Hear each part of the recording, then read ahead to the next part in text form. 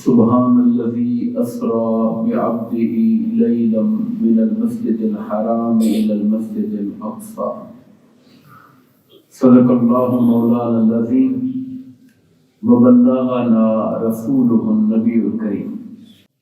آج ہم اپنے خطبہ جمعہ میں آقا کریم علیہ الصلوۃ والسلام کے معجزہ معراج پاک کے حوالے سے انشاءاللہ گفتگو کا آغاز کریں گے۔ اللہ تعالیٰ نے ہمارے نبی پاک صلی اللہ علیہ وسلم کو بہت سی شانیں عطا فرمائیں اور کل مخلوقات بشمول انبیاء کرام پر فضیلت و برتری عطا فرمائی۔ ان فضائل میں سے، ان کمالات و معجزات میں سے جو اللہ نے نبی پاک صلی اللہ علیہ وسلم کو عطا فرمائے، ان میں ایک بڑا معجزہ معراج پاک کا ہے۔ میں نے سب سے بڑا کا لفظ نہیں بولا، بڑا معجزہ کہا ہے۔ اگر کوئی پوچھے کہ سب سے بڑا معجزہ کیا ہے تو وہ قرآن مجید ہے،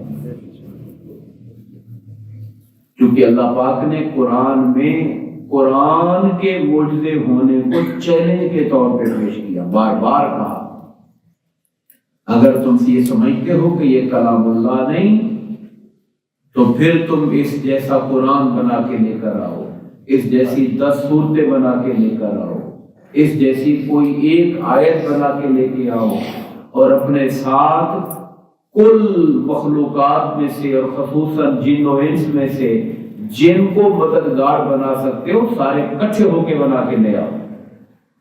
یہ اس طرح کا چیلنج ہے جو کسی اور معجزے کے لیے نہیں۔ تو معراج پاک کے حوالے سے میں کچھ ابتدائی تمہیدی باتیں آپ کے سامنے رکھوں گا، چونکہ جو معجزات ہیں ان کی بہت سی تفصیلات ہوتی ہیں، جزئیات اور باریکیاں ہوتی ہیں، ان کے بیان کے اندر محدثین جو روایات ہمیں ملتی ہیں وہاں پر بھی کچھ چیزیں تعارض میں آ جاتی ہیں۔ تعارض کا معنی یہ ہے کہ انسان تھوڑا سا کنفیوز ہوتا ہے کہ پہلے یہ بات تھی یا پہلے وہ بات تھی، ترتیب کے اعتبار سے۔ گرچہ عام طور پہ مساجد کے خطبات میں ان چیزوں کو موضوع نہیں بنایا جاتا، مگر میں ایک طالب علم ہوں اور میں یہ چاہتا ہوں کہ علم کی طلب اور تلاش جو ہے وہ ہمارے پاس یہاں آنے والے محفل میں شریک ہونے والے جو حاضرین اور ناظرین ہیں ان کے دلوں میں بھی پیدا ہو۔ معراج پاک کے حوالے سے کئی سوال اٹھائے جاتے ہیں، میں وہ سوال آپ کے ذہن میں چھوڑتا ہوں، اور اللہ نے چاہا تو ہم اگر ضرورت پڑی تو 2-3 جمعے بھی ہم اس پر بات کرتے ہوئے ان سوالوں کو ایڈریس کریں گے۔ ایک سوال یہ اٹھایا جاتا ہے کہ کیا یہ جو سفر معراج تھا یہ جسم حقیقی جسد انصری کے ساتھ تھا، یا یہ کوئی روحانی سفر تھا، یا یہ خواب کا معاملہ تھا؟ ایک اس پر بحث کی جاتی ہے، اور بہت سے ہمارے برے صغیر میں ایسے لوگ گزرے، میں ایک شخص کا نام لیے دیتا ہوں کیونکہ انہیں بہت زیادہ کتاب میں پڑھا جاتا ہے، سر سید احمد خان صاحب۔ ان کی بڑی خدمات ہیں، ان کا بڑا علمی مرتبہ ہے، مگر معجزات کے معاملے میں ہماری نظر میں انہیں ٹھوکر لگی۔ انہوں نے معجزات کو عقل پہ پرکھنے کی کوشش کی اور کہا عقلی طور پہ ممکن نہیں، لہذا یہ بات ٹھیک نہیں ہو سکتی۔ تو اس طرح سے انہوں نے معجزات کو دیکھا۔ میں اب تفصیل الگ الگ ان کی بیان کروں گا آگے چل کے۔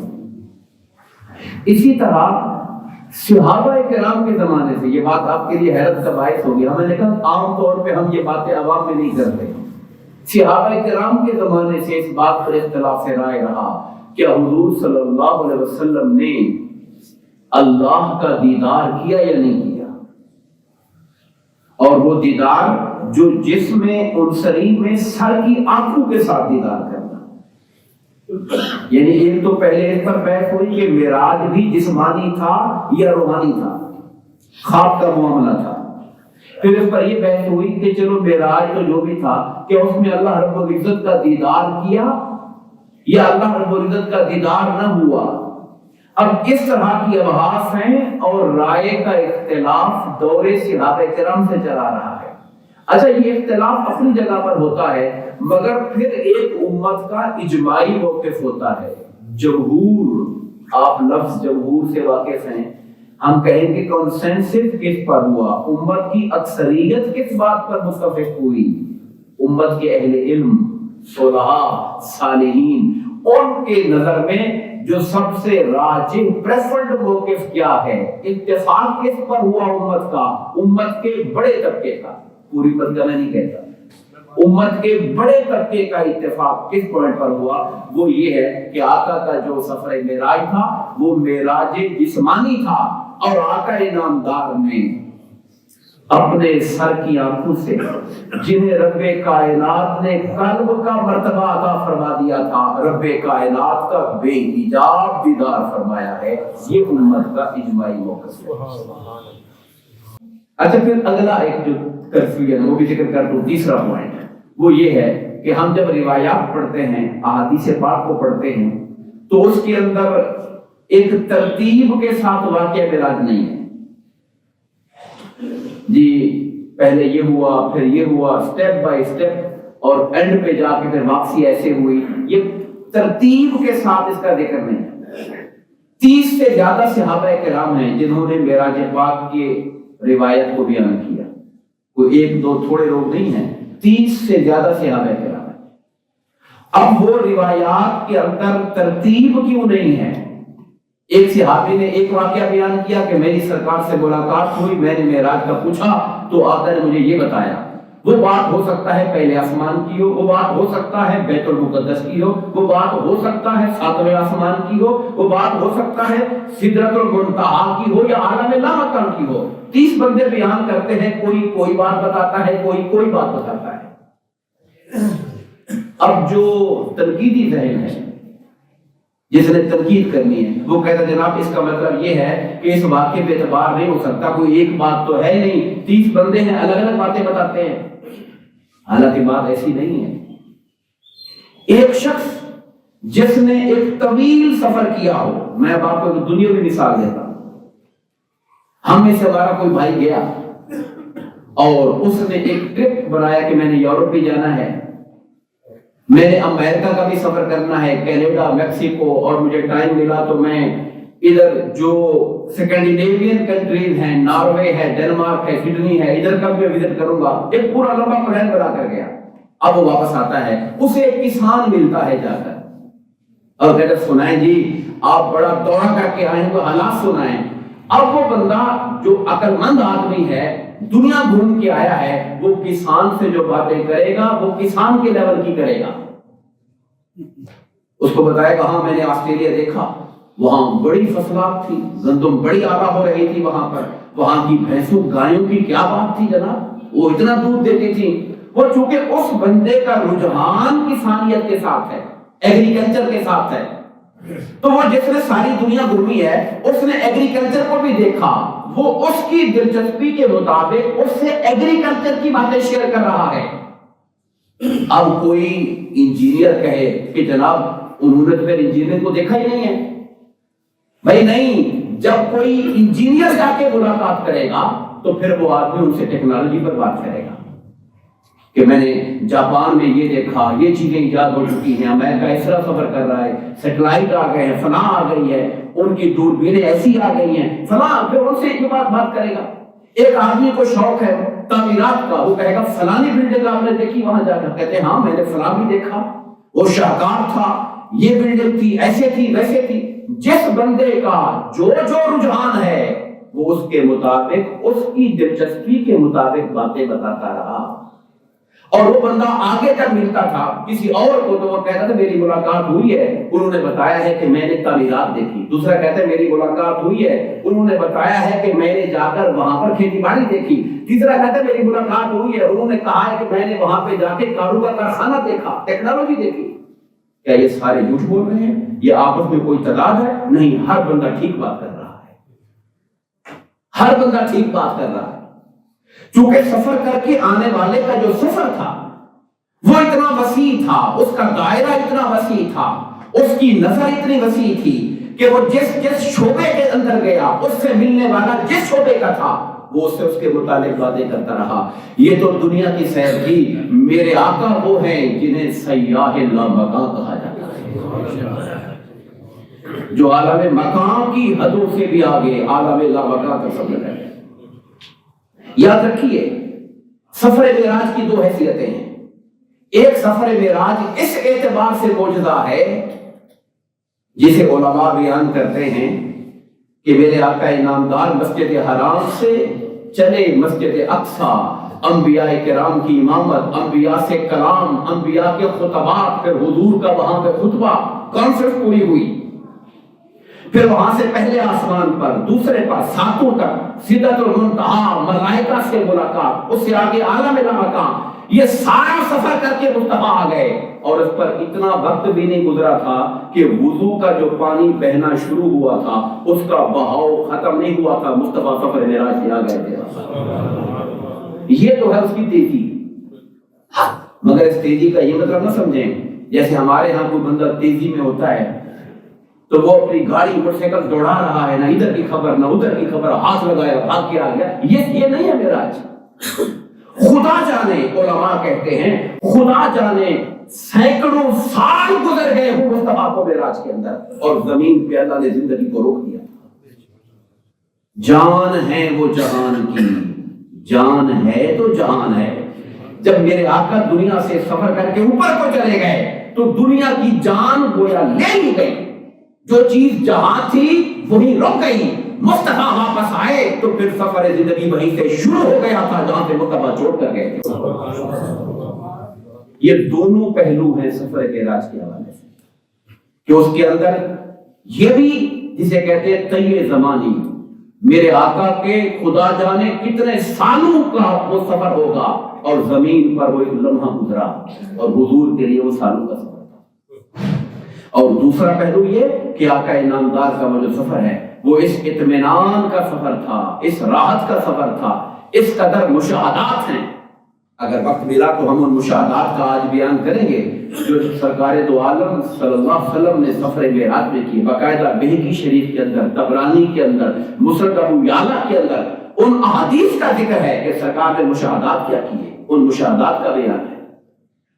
یہاں تک حدیث پاک کے اندر میں نے بیان پڑھا، آقا نے حضرت عمر فاروق سے فرمایا اے عمر میں جنت میں گیا اور میں نے جنت میں ایک محل دیکھا جس پہ لکھا ہوا تھا قصر عمر، عمر کا محل ہے یہ. میں نے وہ محل دیکھا، میرا دل چاہا کہ میں اندر جاؤں مگر اے عمر مجھے تیری غیرت یاد آ گئی. ایک غیرت مند آدمی چاہتی پسند نہیں کرتا کہ میرے گھر میں بغیر میری مرضی کے یا بغیر پوچھے کوئی اندر چلا جائے. کہا تو مجھے تمہاری غیرت یاد آئی. عمر فاروق رو پڑے حضور کیا میں آپ سے غیرت کروں گا؟ آپ کا تو جانا ہمارے لیے شرف کا باعث، عزت کا باعث. تو یہاں تک اندازہ کیجیے حضور نے صحابہ کرام کے مکانات اور محلات دیکھے جنت کے اندر. میں نے صرف ایک مثال آپ کے سامنے رکھی. تو سفر اس قدر وسعتوں والا تھا کہ اس کے اندر مشاہدات کی کثرت ہے اور سیر و سیاحت ایک لمبا سفر ہے. مگر زمین والوں پر وہ ایسے گزرا جسے علماء نے یوں تعبیر کیا کہ دروازہ بند کرتے ہوئے پہلے زمانے میں جو کنڈی لٹکی ہوتی تھی اس کا ہلنا بند نہیں ہوا تھا. میرے مصطفیٰ سفر معراج کے واپس آ گئے صلی اللہ علیہ وسلم.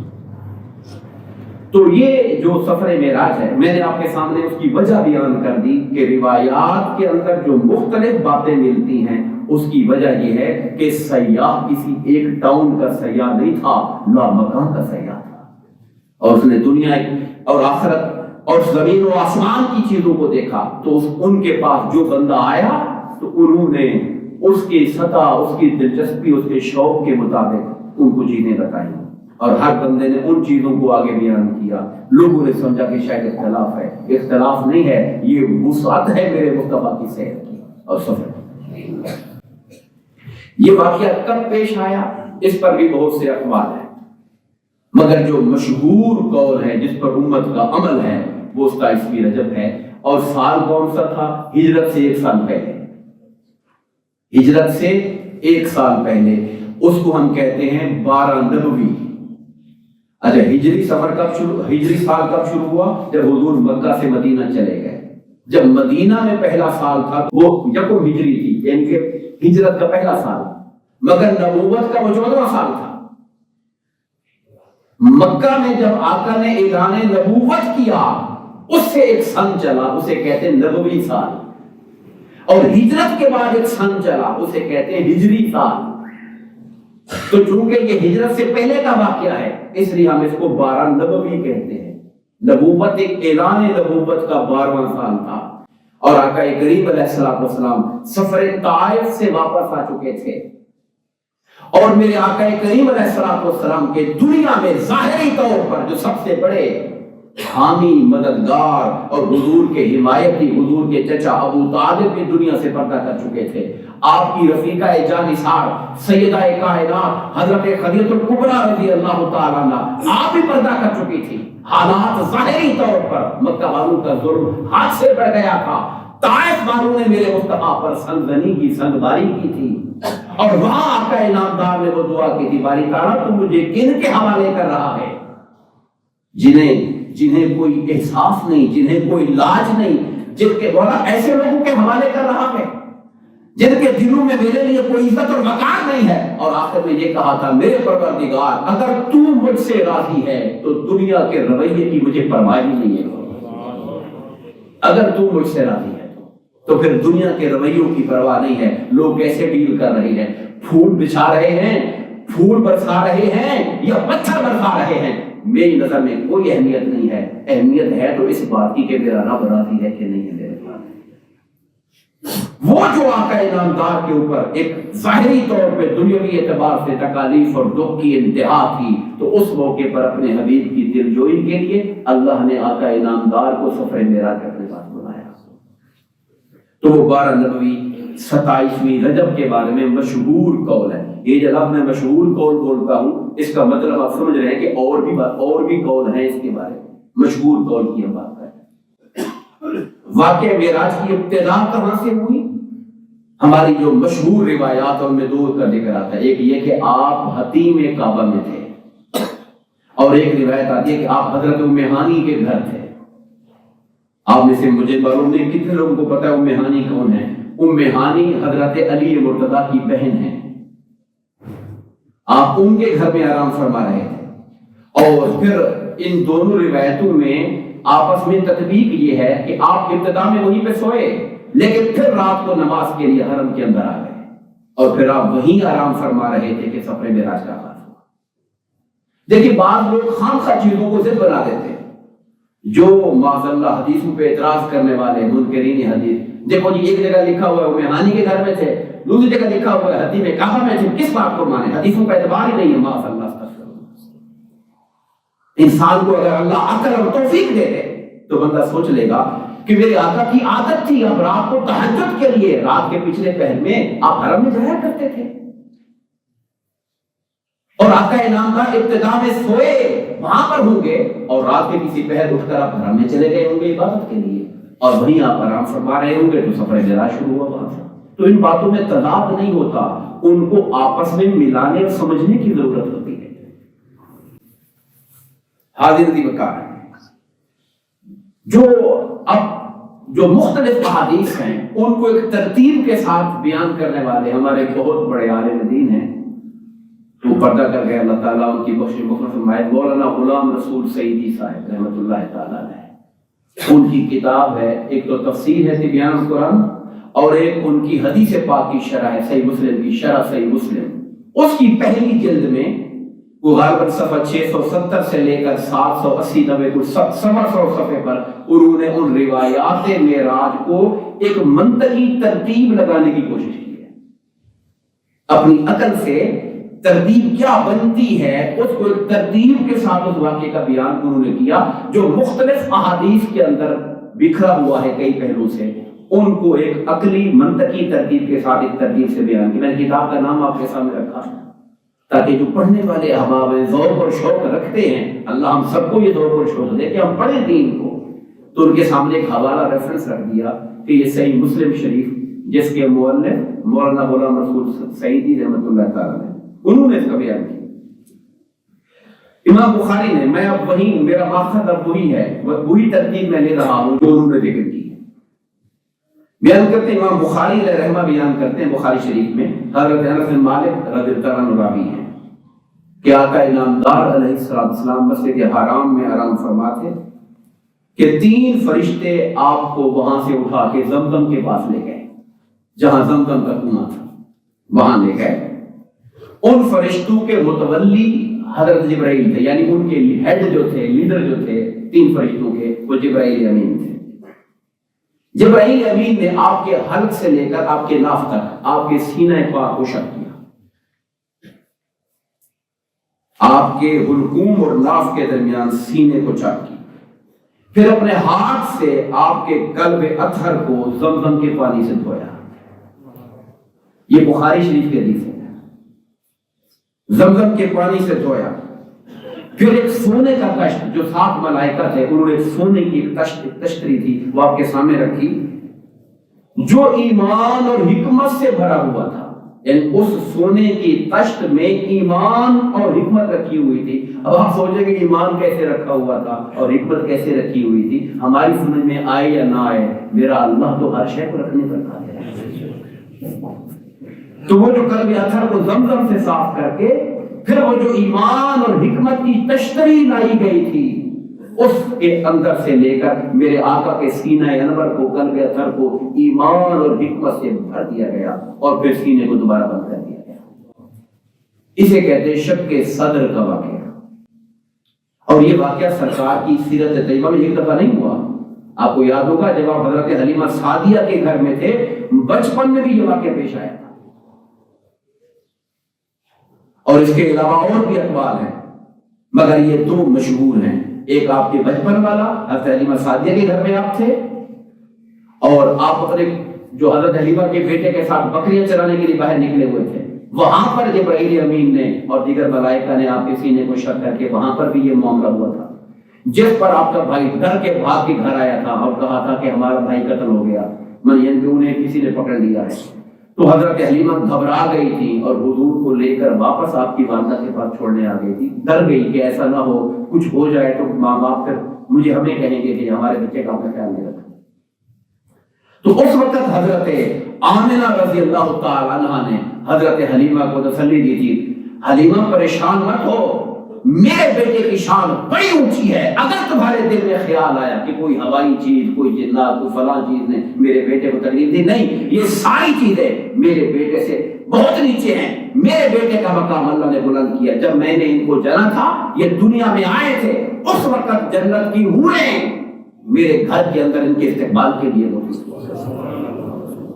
تو حلیمہ نے کہا تم پریشان نہ ہو، ان کا معاملہ الگ ہی ہے، اب وہ نبی ہونے کا تو بات نہیں کر سکتی تھی، بس اپنا جو دیکھا تھا کہا کہ ان کا معاملہ الگ ہے، آپ پریشان نہ ہو اس بارے میں۔ حضرت انس رضی اللہ تعالیٰ عنہ روایت فرماتے ہیں کہ آقا کریم علیہ السلام کے سامنے پھر براق کو لایا گیا۔ براق کیا چیز ہے؟ وہ ایک سواری تھی جو جنت سے لائی گئی تھی، اور براق پہلے انبیاء کے لیے بھی استعمال ہوتا رہا، خاص طور پر حضرت ابراہیم کا ذکر ملتا ہے۔ جب آپ ملک شام سے حضرت اسماعیل اور ان کی والدہ حضرت ہاجرہ کو ملنے آتے تھے تو براق پہ آیا کرتے، خچر کی طرح کی سواری تھی، جس طرح نہ گھوڑا نہ گدھا، درمیانی خچر کی طرح کی سواری تھی۔ تو حضرت جبرائیل امین نے آقا کریم علیہ السلام کو اس پہ سوار کروایا۔ جب آپ بیٹھے تو وہ خچر اچھلنے لگ گیا۔ آپ جانتے ہیں گھوڑے اور جانور بعض اوقات بے قابو ہونا شروع ہو جاتے ہیں، اچھلنے لگ گیا۔ جبرائیل امین نے اس خچر، اس براق سے کہا تم جانتے نہیں کہ تمہارے اوپر کون سوار ہے؟ تمہارے اوپر حضرت محمد صلی اللہ علیہ وسلم سواری کر رہے ہیں۔ حدیث پاک کے لفظ ہے، اور انہوں نے کہا کہ ان سے زیادہ عزت والی ہستی نے کبھی تم پہ سواری نہیں کی ہوگی۔ یہ سن کر براق شرم سے پانی پانی ہو گیا۔ یہ حدیث پاک ہے، اور براق کا پسینہ بہنے لگ گیا، وہ شرم سے پانی پانی ہو گیا۔ آقا انعامدار علیہ السلام کا یہ جو سفر تھا، اس کی ابتدا میں نے کہا وہ ترتیب میں وہی رکھ رہا ہوں جس کا بیان سعیدی صاحب نے کیا اپنی کتاب کے اندر۔ کہ آقا جب وہاں سے چلے تو آقا فرماتے ہیں بیت المقدس کی طرف سفر شروع ہوا، تو بیت المقدس سے پہلے کسیب احمر ایک جگہ کا نام تھا، ایک ٹیلا تھا، وہاں پر میں نے میرا گزر ہوا حضرت موسیٰ علیہ السلام کی قبر کے پاس ہے۔ انبیاء کرام کی قبریں فلسطین اس کے گرد و نواح میں بہت ساری موجود ہیں. وہاں سے گزر ہوا تو فرمایا وَهُوَ قَائِمٌ يُصَلِّي فِي قَبْرِهِ، میں نے دیکھا وہ اپنی قبر میں ہیں.